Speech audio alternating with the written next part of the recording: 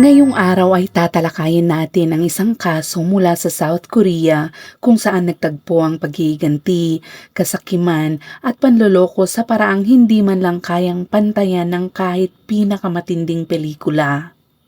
Ito ang kwento ng isang kilalang investment scam na sumira sa buhay ng libu-libong tao, ng isang pamilyang nabuhay sa marangyang pamumuhay habang maraming biktima ang nawalan ng lahat, at ng isang malagim na krimen na sa unang tingin ay mukhang paghiganti, ngunit habang lumalalim ang investigasyon, mas nakakatakot na katotohanan ang unti-unting nabubunyag.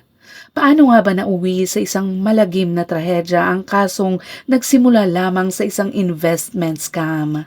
At bago natin ito talakayin, ay kung bago ka pa lamang dito sa ating channel, ay i-click mo na ang subscribe button at pindutin na rin ang notification bell para updated ka sa lahat ng bago nating uploads.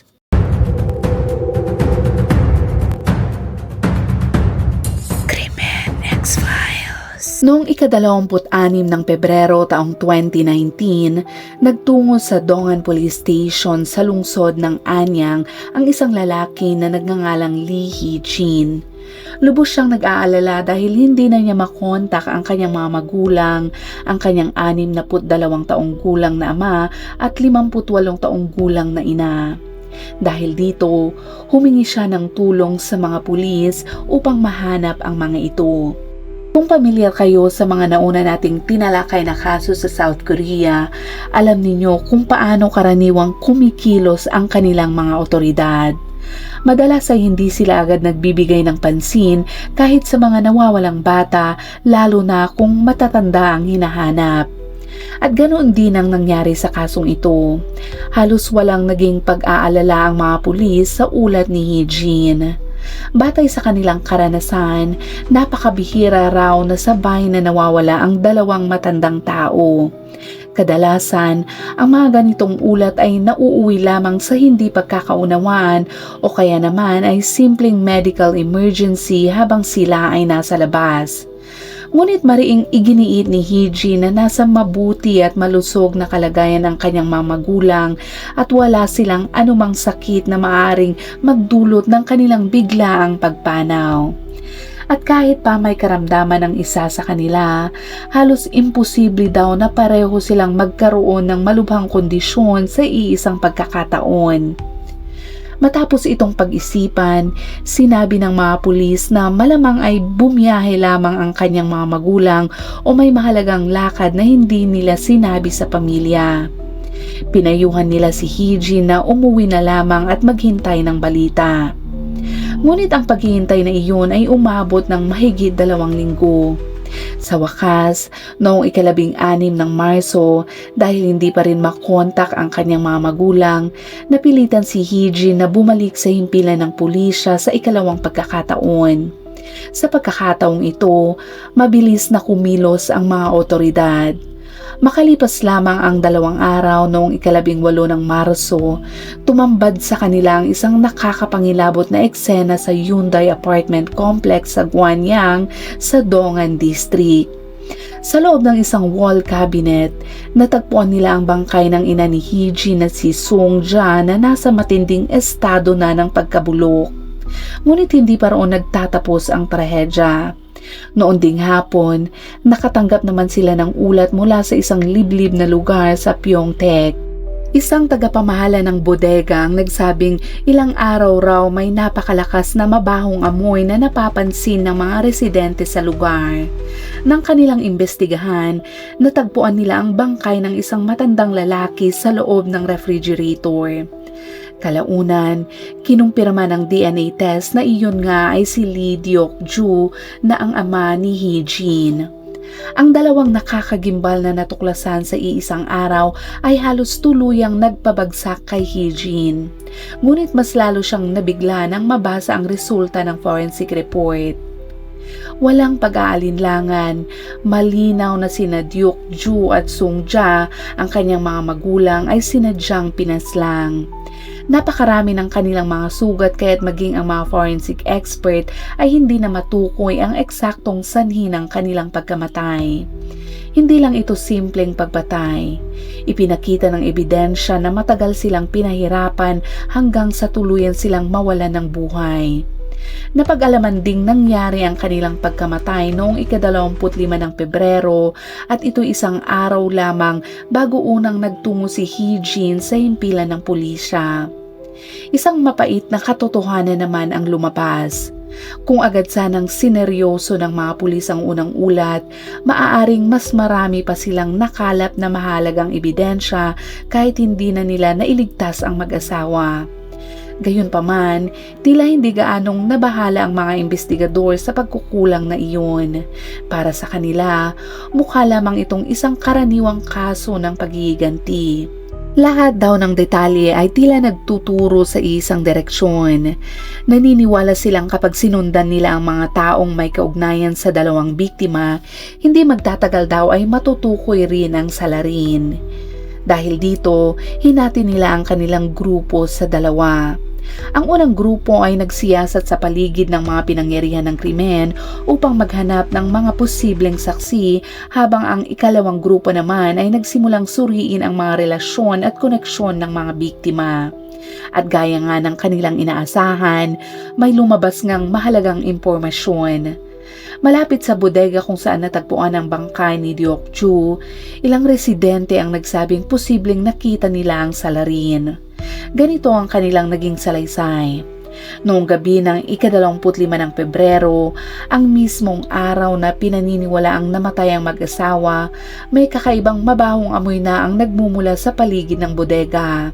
Dahil sa kanilang pag-uusisa, sinundan ng ilang residente ang pinagmula ng amoy. Doon nila nakita ang isang hindi pamilyar na lalaki na may sinusunog na isang bag sa likod ng bodega. Sa totoo lang ay ang pagsusunog ng basura sa isang liblib na lugar ay hindi naman mabigat na paglabag. Kung tutuusin ay baka simpleng babala lamang ang katapat nito. Ngunit ang nakapagtataka, bago pa man siya malapitan o makausap ng mga residente, bigla siyang tumakbo at mabilis na naglaho sa dilim. Nagtaka man ang mga nakasaksi dahil gabi na at wala naman silang nakitang seryosong nangyari, hindi na nila ito pinansin. Ngayon, nang balikan ng mga residente ang nangyari, doon nila napagtanto na ang misteryosong lalaking iyon ay maaaring siya mismo ang salarin. Ayon sa kanilang paglalarawan, hindi ito matangkad, medyo may kalakihan ang pangangatawan, at base sa paraan ng kanyang pagtakbo, hindi rin siya mukhang malakas o athletic. Malaki rin ang posibilidad na hindi siya taga roon o isang lokal na magsasaka.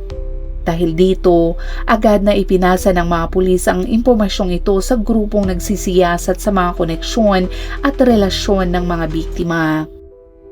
Ngunit may isang bagay na lalong nagpagulo sa kaso. Mula sa mga kapamilya hanggang sa mga kapitbahay, wala ni isa ang nakakakilala sa sinumang tumutugma sa paglalarawang iyon. Sa halip, iisa ang sinasabi nilang lahat. Tahimik ang pamumuhay ng mag-asawang Lee at maayos ang pakikitungo nila sa lahat. Wala silang maisip daw na dahilan para mapasangkot ang dalawa sa isang napaka-brutal na paghihiganti. Pero iba ang pananaw ni Hee Jin, ang anak ng mga biktima. Pagkarinig pa lamang niya tungkol sa bag na sinunog ng misteryosong lalaki, agad niyang iminungkahi sa mga pulis na imbestigahan ang kaso bilang isang pagnanakaw na nauwi daw sa pagpaslang. Ang dahilan niya ay ikinagulat mismo ng mga investigador. Nung umaga daw ng ika-25 ng Pebrero, ilang oras bago mangyari ang trahedya, naibenta daw ni Hee Jin ang kanyang Bugatti Veyron at pagkatapos noon, ibinigay niya sa kanyang mga magulang ang 500 milyong won o humigit kumulang 400,000 dolyar na cash kasama ang bag na pinaglagyan nito upang ipatago muna. Ilang oras daw lamang ang lumipas, brutal na daw na pinaslang ang kanyang mga magulang. At ngayon, may isang estrangherong nakita na nagsusunog ng isang kahina-hinalang bag. Nagkataon nga lang ba ang lahat ng iyon? Pagkatapos marinig ang impormasyong ito, agad na siniyasat ng mga pulis ang apartment ng mag-asawa. Lalong pinagtibay ng resulta ng investigasyon ang hinala ni Hee Jin. Wala niya anumang bakas ng 500 milyong won o maging ang bag na pinaglagyan nito ay nawawala rin. Nang suriin nila ang mga bank account ng mga biktima, wala rin silang nakita ni isang transaksyon na may kinalaman sa ganoong kalaking halaga. Lahat ng ebidensya ay tila nagtuturo na planado nga ang pagnanakaw. Kapansin-pansin din na kakaunti lamang ang nakakaalam na naibenta nga ni Hee-jin ang kanyang sasakyan. Ibig sabihin, malaki nga ang posibilidad na ang salarin ay isang taong pamilyar sa kanilang pamilya. Ngunit may isa pang kakaibang detalye ang nakuha ng pansin ng mga investigador. Bakit nga ba itinago ng salarin ang bangkay ni Ginoong Deok-ju sa loob ng refrigerator sa isang bodega sa liblib na lugar sa Pyeongtaek habang iniwan naman ang bangkay ni Ginang Song-ja sa wall cabinet ng apartment nila sa Anyang upang tuluyang mabulok? Marahil nga ay hindi lang ito simpleng pagnanakaw. Maraming posibleng paliwanag dito. Maaaring mag-isa lamang ang salarin kaya hindi niya kayang ilipat ang dalawang bangkay o posible ring masyadong maliit ang ginamit niyang sasakyan. O baka nga naman ay balak talaga niyang ilipat ang dalawa ngunit may hindi inaasahang pangyayari kaya hindi iyon natuloy. Pero mas matapang ang naging teorya ng mga investigador sa South Korea. Naniniwala silang hindi aksidente ang pag-iwan sa bangkay ni Song-ja upang mabulok sa apartment. Posible daw na sinadya ito bilang bahagi ng isang matinding paghihiganti. Kung ikukumpara kay Deok-ju, tila mas matindi ang galit ng salarin kay Song-ja. Lahat ng ebidensya ay tila humahantong sa iisang konklusyon. Ang salarin ay malamang na isang taong kilala ng pamilya at may malalim na personal na sama ng loob kay Song-ja. Ngunit sa mismong sandaling iyon, may isang investigador ang nakapansin ng napakalaking butas sa buong kwento. Tinanong niya ang kanyang mga kasamahan kung may napansin ba sila nang marinig nilang ibinenta ni Hee-jin ang kanyang mamahaling supercar. Kung ganoon siya kayaman, bakit niya pa kailangang ibenta ang sasakyan? Nang tanungin si Hee-jin kung bakit niya ito ibinenta, casual lang ang naging sagot nito. Marami naman daw siyang magagandang sasakyan at para sa kanya, ang pagbebenta ng Bugatti Veyron ay simpleng pag-aalis lang ng sobrang ari-arian. Wala raw itong espesyal na dahilan. Dahil dito, nagsimulang magduda ang mga investigador. Kung totoong ganun kayaman si Hee-jin, bakit sa isang pangkaraniwang apartment lang nakatira ang kanyang mga magulang? Sa mga nauna na nilang hinawakang kaso, tuwing may mayayamang taong namumuhay ng sobrang simple at tahimik, kadalasan ay may itinatago silang malaking lihim. Dahil dito, napaisip ang mga investigador. At dahil nga sa hinalang iyon, sinimulan nilang imbestigahan ang nakaraan ng pamilya Lee at ang kanilang natuklasan ay sobrang nakakagulat. Hindi pala si Hee-jin ang nag-iisang anak ng mag-asawang Lee. May nakatatanda siyang kapatid na lalaki na nangangalang Hee-moon. At sa sandaling mabanggit ang pangalang iyon, unti-unting nagsimulang mabuo ang lahat ng piraso ng misteryong ito. Para sa mga investigador, halos hindi na nakapagtataka na naging biktima ng napakabrutal na krimen ang mga magulang ni Hee-moon. Hayaan ninyong ikwento ko muna ang kasaysayan sa likod ng pangalang Hee-moon. Noong Oktubre taong 2008, dumaan ang South Korea sa isang matinding krisis sa ekonomiya na nagdulot ng malaking paghihirap sa napakaraming mamamayan nito. Dahil dito, maraming tao ang bumalik sa stock market at iba't ibang investment fund at umaasang makakahanap ng paraan upang kumita at mapabuti ang kanilang buhay. Sa panahon ding yun, mabilis na sumikat si Hee-moon. Hindi nagtagal, nakilala siya sa mundo ng pananalapi at tinawag sa iba't ibang prestigyosong titulo. Ayon sa iba, siya raw ang Warren Buffett ng Korea, ang #1 stock trader ng Jongdong at ang pinakabihasang investment master sa South Korea. Mabilis namang lumawak ang kanyang reputasyon sa mga financial circles sa Seoul. Pagsapit naman ng taong 2014, hindi na lamang sa mundo ng investment kilala ang pangalan ni Lee Hee-moon. Hindi nagtagal, naging pamilyar na mukha si Hee-moon sa malalaking media outlet sa South Korea, mula sa Korean Economic Channel hanggang sa iba't ibang istasyon ng telebisyon. Nabuo niya ang imahe ng isang perpektong matagumpay na negosyante na bata, matalino at napakayaman. Ayon kay Hee-moon, nagtapos siya ng kursong English Literature sa isang prestihiyosong pribadong universidad sa Seoul. Ikinuwento rin niya na habang nasa kolehiyo pa lamang siya, kumikita na daw siya ng humigit kumulang 5 milyong won o halos katapat ng 4,000 dolyar kada buwan, at dahil ito sa husay niya sa pagtuturo bilang isang tutor. Ngunit dahil umano sa kanyang galing sa paghawak ng pera, imbis na magtrabaho sa larangan ng English matapos graduate, agad siyang pumasok sa mundo ng pamumuhunan.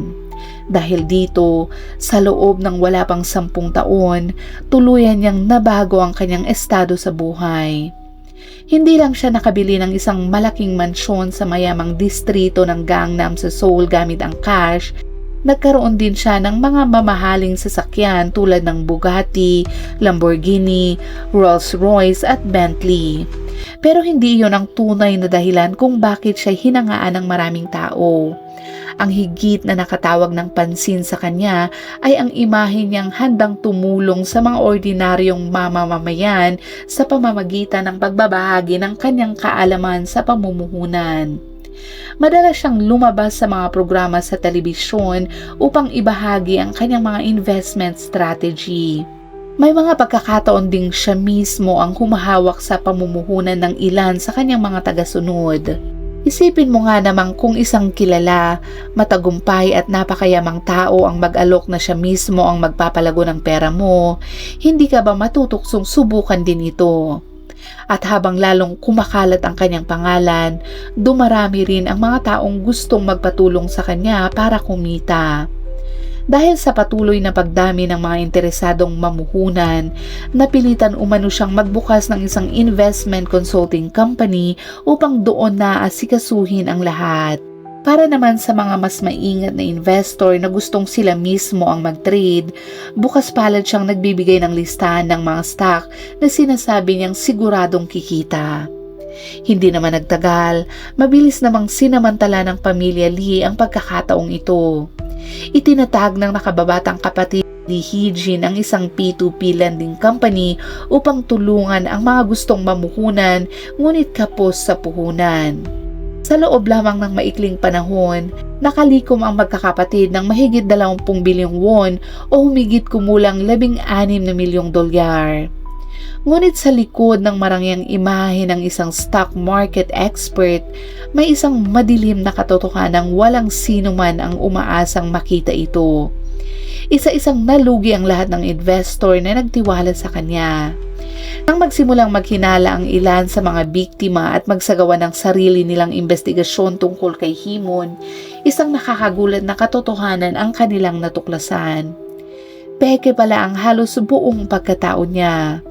Wala ni isang bahagi ng kanyang ipinagmamalaking nakaraan ang totoo. Halimbawa, sinabi niyang nagtapos siya sa isang prestihiyosong universidad, ngunit ang totoo, hindi man lang siya nakapasok sa kolehiyo.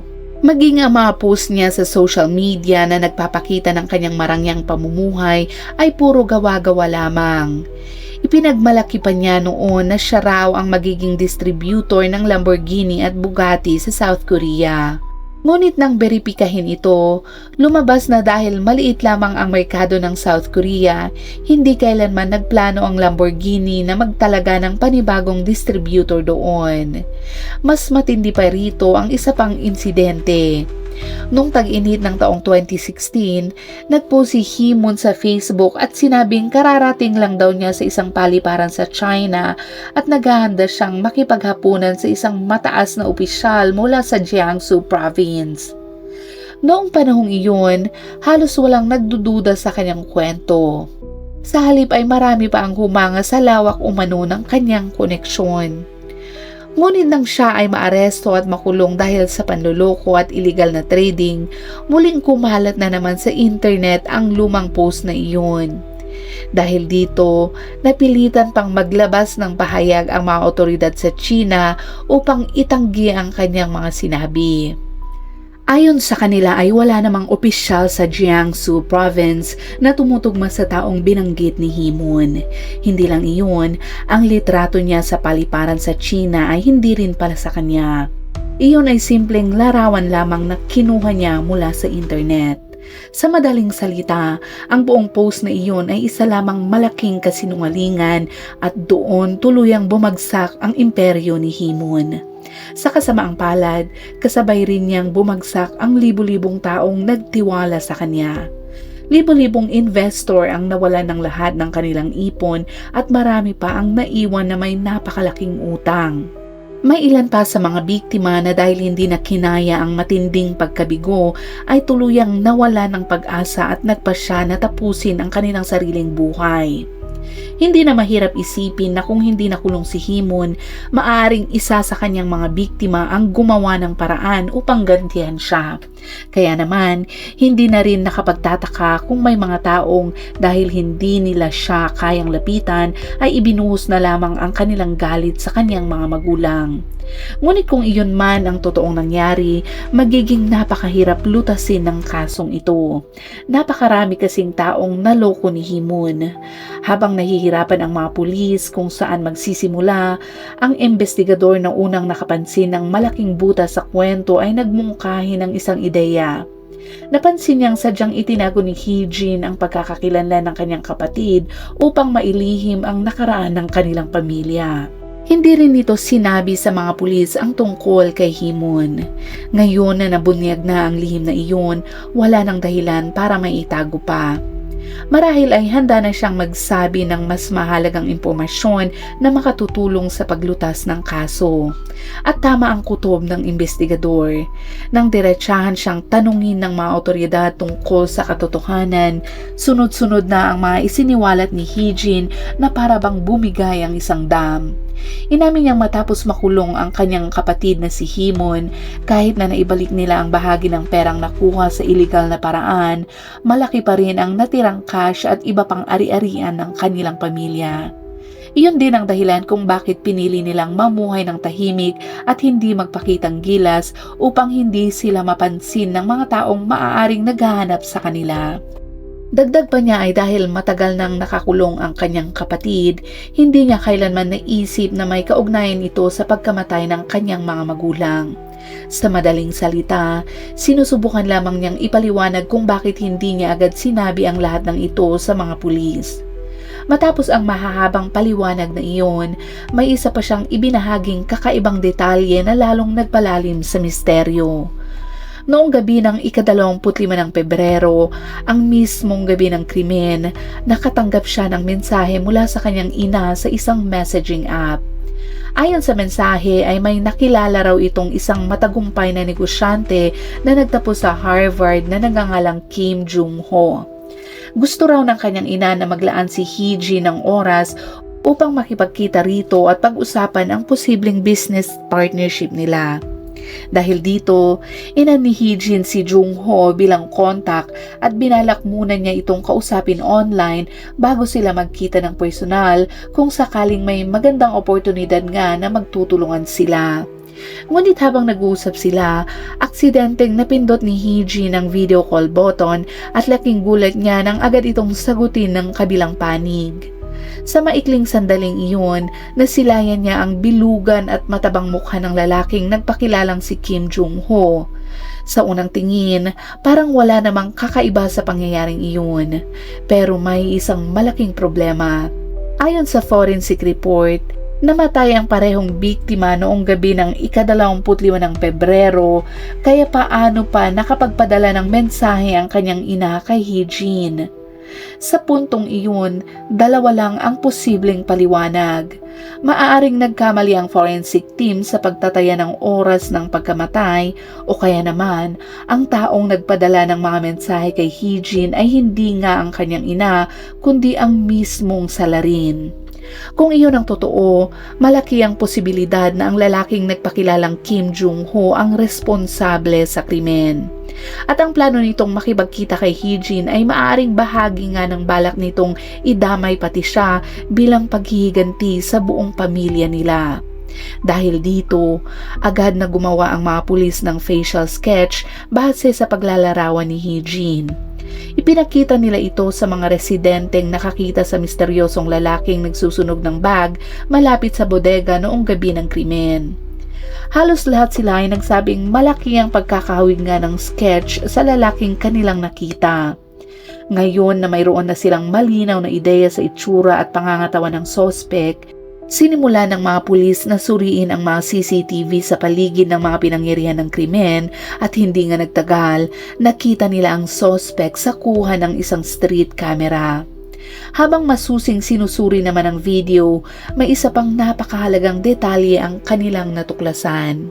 Hindi pala nag-iisa ang sospek, sa halip ay may 3 pa siyang kasabwat. Ngunit dahil malabo ang kuha ng CCTV, isa lamang ang kanilang natukoy at naaresto. Siya ay si Kim Dae-un. Siya rin ang taong nagpanggap bilang Kim Jong-ho upang makalapit sa pamilya ng mga biktima gamit ang messaging app kanina. Taliwas naman sa inaasahan ng mga investigador na mahihirapan silang paaminin siya, naging bukas agad si Dae-un. Pagkatapos ng kanyang pagka-aresto, inamin niya ang lahat ng kanyang ginawa at kusa pa niyang isinalaysay ang kanyang motibo. Ngunit ang kwentong ibinahagi niya ay mas nakakagulat pa kesa sa mismong krimeng kanyang inamin. Gaya nga ng unang hinala ng mga pulis, isa nga si Dae-un sa napakaraming naging biktima ni Hee-moon. Ngunit hindi siya katulad ng karamihan sa mga naloko. Hindi siya isang pangkaraniwang investor. Si Dae-un ay lumaki sa isang may kayang pamilya at natapos pa ang kanyang bachelor's degree at master's degree sa United States. Pagkatapos nito, matagumpay siyang nakapagpatayo ng isang yacht rental company doon at naging maayos ang takbo ng kanyang negosyo sa loob ng maraming taon. Ngunit noong Agosto taong 2017, bigla daw nagbago ang lahat. Nalugi ang kanyang negosyo at nasira rin ang kanyang pagsasama sa kanyang asawa. Dahil dito, napilitan siyang bumalik sa South Korea. Pagbalik niya sa kanyang bansa, balak daw niyang gamitin ang natitira niyang ipon upang muling makabangon at ipagpatuloy ang yacht rental business. Sa pagkakataong ito ay sa Gyeonggi area naman. Ngunit sa hindi inaasang pagkakataon, nakilala daw niya si Hee-moon. Dahil naghahanap noon si Dae-un ng mga investor, nakita niya si Hee-moon bilang isang taong may sapat na yaman at impluwensya na maaaring makatulong daw sa kanya. Dahil dito, hindi lang siya sumama sa mga investment project ni Hee-moon, nagbigay pa siya ng 20 milyong won o humigit kumulang $16,000 sa ama ni Hee-moon bilang perang panggastos. Ngunit nang tuluyang bumagsak ang imperyo ni Hee-moon, tuluyan ding nawala ang lahat-lahat kay Dae-un. Ang taong umuwi mula sa Amerika na may pag-asang muling makabangon ay nauwi rin sa lubog na pagkakalugi dahil sa panluloko sa kanya. Pero dahil nakakulong noon si Hee-moon, wala na daw siyang paraan upang direktang makapaghiganti rito. Dahil dito, ang pamilya niya ang kanyang piniling puntiryahin. Ayon kay Dae-un, dahil hindi maganda ang kanyang pisikal na kondisyon, kumuha siya ng 3 batang Korean-Chinese pamamagitan ng internet upang tiyaking maisasagawa ang kanyang plano. Sinabi niyang ang 3 lalaking iyon ang mismong pumatay sa matandang mag-asawang Lee, habang siya naman ang nagplano ng lahat at nag-asikaso sa paglilinis ng pinangyarihan ng krimen. Ayon pa sa kanya ay kaagad na lumipad pabalik ang 3 sa Jilin province sa China matapos nilang gawin ang krimen. Bagamat naging hadlang ito sa agarang pag-aresto sa lahat ng sospek, hindi nito binago ang paniniwala ng mga pulis na si Dae-un pa rin ang pangunahing responsable sa buong pagpaplano. Sa puntong iyon, tila ang susunod na lamang na hakbang ay ang karaniwang proseso ng paglilitis. Ngunit may isang bagay na hindi inaasahan ng mga investigador. Nang ilabas ng media ang mas detalyadong ulat tungkol sa pagpaslang sa matatandang mag-asawang Lee, biglang sumiklab ang matinding kontrobersya. Sa halip na kondenahin ang ginawa ni Dae-un, halos nagkaisa ang opinyon ng publiko sa South Korea. Marami pa ang nanawagan sa korte na bawasan daw ang kanyang magiging parusa dahil dito maraming tao ang nagtaka. Gaano man kasama si Himon, hindi ba't inosente naman ang kanyang mga magulang? Bakit tila kinakampihan pa ng publiko ang taong responsable sa kanilang pagkamatay? Ngunit mas nakakagulat pa ang totoong dahilan sa likod ng reaksyong iyon. Lumalabas na ang financial empire ni Himon ay isa palang negosyo ng buong pamilya. Bawat miyembro ay may sariling papel sa isinasagawang panloloko. Hindi lamang basta walang alam ang kanyang mga magulang, aktibo rin silang nakikibahagi sa pamamalakad nito. Lalo na ang kanyang ina na si Sungja na noon ay itinuring na inosenteng biktima. Madalas siyang lumabas sa paid channel ng kanyang anak at ginagamit ang imahe ng isang mapagkakatiwalaang ina upang hikayatin ang mga tao na mamuhunan sa mga stock na kanilang prinopromote. Nang mabunyag ang buong modus, nahatulan din si Sungja. Ngunit dahil wala na ito, suspended sentence lamang ang kanyang naging parusa kasama ang multang 50 milyong won o humigit kumulang 40,000 dolyar. Sa madaling salita, ang matandang mag-asawang namatay ay hindi lamang mga magulang ni Himon, sa halip ay kasabwat din sila sa mga ginawa ng kanilang anak. At nang dagsain sila ng batikos mula sa publiko sa internet, imbis na humingi ng tawad, malamig pa nilang sinabi na wala raw kahit sino sa buong South Korea ang mas seryosong nag-aral ng stock market kesa sa kanilang anak. Ipinahihiwatig nilang hindi makatarungan ang pagkakahatol kay Himon sa kasong panloloko. Ngunit nang akala ng lahat ay malapit nang matapos ang kaso, isang hindi inaasahang pangyayari ang muling nagpagulo sa lahat. Pagkabalik sa China ng 3 Korean-Chinese na lalaki, bigla silang naglabas ng nakakagulat na mga pahayag laban kay Dae-un. Ayon sa kanila, kung si Himon ay isang manloloko sa larangan ng pananalapi, mas malala raw si Dae-un. Nanloko siya ng mga tao upang idamay sila sa isang napakaseryosong krimen. Dahil sa kanilang mga isiniwalat, biglang gumuho na naman ang naunang pahayag ni Dae-un na siya lang ang utak ng plano habang ang tatlo ang direktang gumawa ng krimen.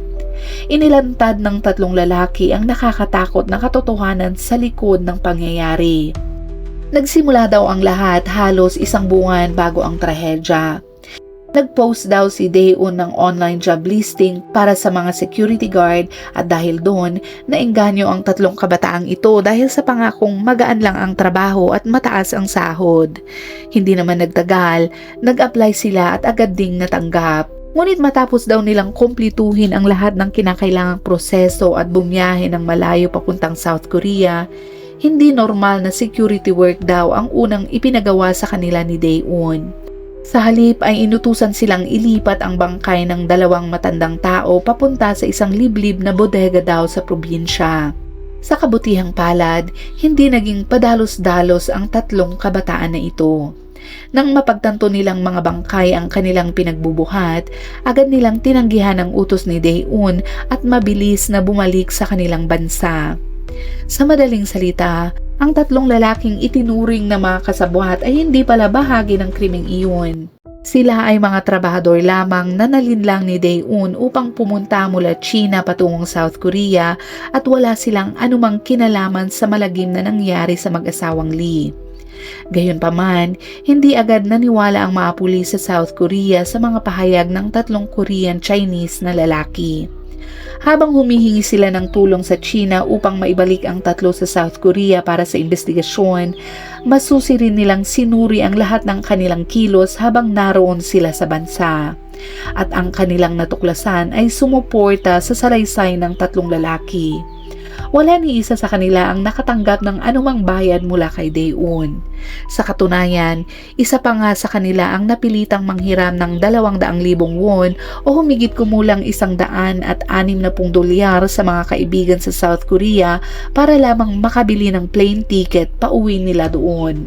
Ang mga detalyeng iyon ay tuluyang sumira sa kwento ni Dae-un na kinuha niya ang 3 upang isagawa ang krimen. Ngunit kasabay nito, may mga mas malaking tanong na lumitaw. Kung nagsisinungaling nga si Dae-un tungkol sa papel ng 3 lalaking iyon, mapagkakatiwalaan pa kaya ang lahat ng iba pa niyang pahayag? O di naman kaya ay may iba pa kayang lihim na hindi nabubunyag? Habang mas lalo pang pinalalalim ng mga investigador ang kanilang pagsisiyasat, isa pang malaking kasinungalingan ang kanilang natuklasan. Pati ang kwento tungkol sa paghiganti ay hindi rin pala totoo. Iba ang tunay na dahilan kung bakit ginawa ni Dae-un ang krimen. Mahigit 1 taon bago mangyari ang insidente, nagpanggap siyang isang private detective upang makalapit sa mga biktima ng panluloko ni Hee-moon. Partikular niyang nilalapitan ang mga taong pumupunta sa bahay ng pamilya Lee upang humingi ng kabayaran. Sa paraang iyon, unti-unti niyang nakalap ang impormasyon tungkol sa kasalukuyang sitwasyon ng pamilya ni Hee-moon, kabilang ang kanilang galaw at kalagayang pinansyal. Hindi lang iyon, palihim pa niyang sinusundan ang mga magulang ni Hee-moon. Naglagay pa siya ng tracking device at wiretap sa sasakyan ng mga ito upang masubaybayan ang kanilang mga kilos at pag-uusap. At tulad ng nabanggit kanina, noong umaga ng ika-25 ng Pebrero, ibinigay ni Hee-jin sa kanyang mga magulang ang 500 milyong won mula sa ibinenta nitong sasakyan. At matapos ang krimen, tuluyan na ring nawala ang perang iyon. Maaring isipin ng iba na habang naghihiganti siya, isinabay na rin niya ang pagkuha ng pera. Tutal ay nandoon na rin naman ito.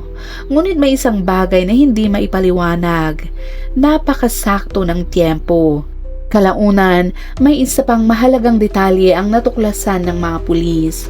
Ang Bugatti Veyron ni Hee-jin ay hindi pala naibenta sa halagang 500 milyong won. Ang totoong halaga ng bentahan nito ay 1.2 bilyong won o humigit kumulang 1,200,000 dolyar. Mula roon, 500 milyong won lamang ang ibinigay niya sa kanyang mga magulang. Ang natitirang 1 bilyong won o humigit kumulang 800,000 dolyar ay itinabi niya para sa kanyang sarili. Alam ito ng kanyang mga magulang, at kung alam nila ito, posible ring nalaman iyon ni Dae-un sa pamamagitan ng wiretap na inilagay niya sa kanilang sasakyan. Iyon ang dahilan kung bakit matapos ang krimen, agad niyang sinubukang makipagkita kay Hee-jin. Malaki ang hinala ng mga pulis na ang tunay niyang pakay ay makuha rin ang natitirang 1 bilyong won. Habang inaayos niya ang pakikipagkita kay Hee-jin, nakikipag-ugnayan din siya sa isang broker upang makapaghanda sa pagtakas papuntang Pilipinas anong oras. Matapos pagsamasamahin ang lahat ng ebidensya, iisa ang naging konklusyon ng mga pulis. Si Kim Dae-un ang nag-iisang gumawa ng krimeng ito at ang tunay niyang motibo ay walang iba kundi pagnanakaw. Dahil dito, sinampahan siya ng Suwon Supreme Court ng iba't ibang kaso kabilang ang pagpatay habang nagnanakaw, hindi tamang pagtatapon ng bangkay at iligal na pagpasok sa pribadong ari-arian. Sa huli ay hinatulan siya ng habang buhay na pagkakakulong sa unang paglilitis. Bagamat umapela siya noong taong 2021, ibinasura ng Korte Suprema ang kanyang apela at pinanatili ang orihinal na hatol. Kapansin-pansin din na sa panahong ito, nakalaya na rin si Hee-moon matapos pagsilbihan ang kanyang sentensya kaugnay ng mga kasong panluloko. Kung iisipin, sapat na sana ang ilang taong pagkakakulong at ang malagim na sinapit ng kanyang mga magulang upang magbago ang kanyang buhay. Ngunit sa kasamaang palad, taliwas sa inaasahan ng marami, matapos siyang manahimik ng ilang panahon, muli siyang bumalik at gumamit na naman ng Bitcoin upang muling manloko ng mga tao. Nang mabunyag ang kanyang mga bagong ginawa, muli siyang naaresto noong Setyembre taong 2023. Ngunit sa pagkakataong ito, hindi na rin siya nagtagal sa kulungan dahil mabilis siyang nakalaya matapos payagang makapagpiyansa. Marahil, ito ang pinakamasakit na bahagi ng buong kwento. Sa kabila ng lahat ng nangyari, ang kanyang pagkakakulong at ang malagim na pagkawala ng kanyang mga magulang ay tila walang anumang nagbago kay Lee Hee-moon.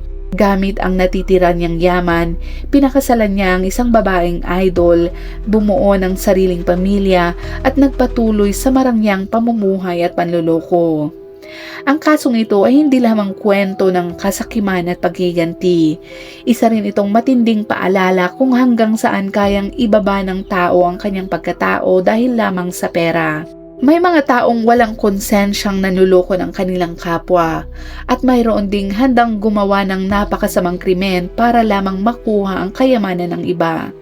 Sa huli, ang mga ganitong pangyayari ay nag-iiwan ng sugat na hindi madaling maghilom, hindi lamang sa mga pamilya ng mga biktima, kundi sa buong lipunan. At dyan nagtatapos ang kasong tinalakay natin ngayon.